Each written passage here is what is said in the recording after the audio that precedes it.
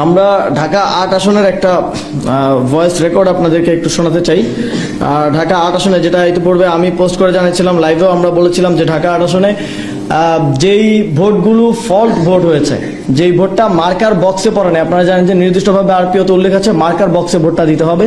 ভোটটা মার্কার নামের উপরে পড়লেও হবে না, কিংবা এর বাইরে পড়লেও হবে না। আমরা দেখেছি এর বাইরে খালি যে জায়গা আছে সেখানে সিল দেওয়া হয়েছে, সেই সিলকে ধানের শীষের পক্ষে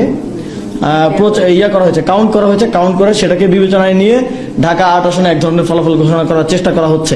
সকল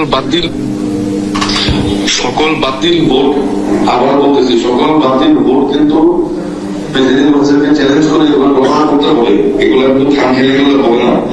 প্রার্থীকে দিয়ে কিন্তু সব জায়গায় দেওয়া সম্ভব না। একটা কেন্দ্রে আসছি বিল্ডিং এ, সব জায়গায় দেওয়া সম্ভব না। হয়তো আরো 2-1টা জায়গায় যেতে পারবে, কিন্তু আপনারা নিজ দেখতে বলে এজেন্টদের সাথে কথা বলে প্রেসিডেন্ট হোসেনকে বলেন, চ্যালেঞ্জ করেন যে রিটার্নিং কর্মকর্তার সাথে কথা হয়েছে, সে বলছে এই ভোটগুলো কেমন হবে, সাদা জায়গায় যে ভোটগুলো পড়ছে এগুলো ফ্রান্সের পক্ষে কেমন হবে, এগুলো জোর দিয়ে বলা লাগবে।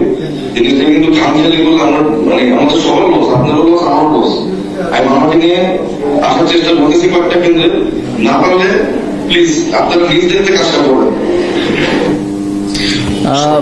এই রেকর্ডটি আমরা পেয়েছি যেটা প্রমাণ করে যে ভোটগুলো ফল্ট হয়ে গেছিল, বাতিল হওয়ার কথা, সেই ভোটগুলোকে ধানের শীষের পক্ষে ঢাকা ৮ আসনে কাউন্ট করা হয়েছে।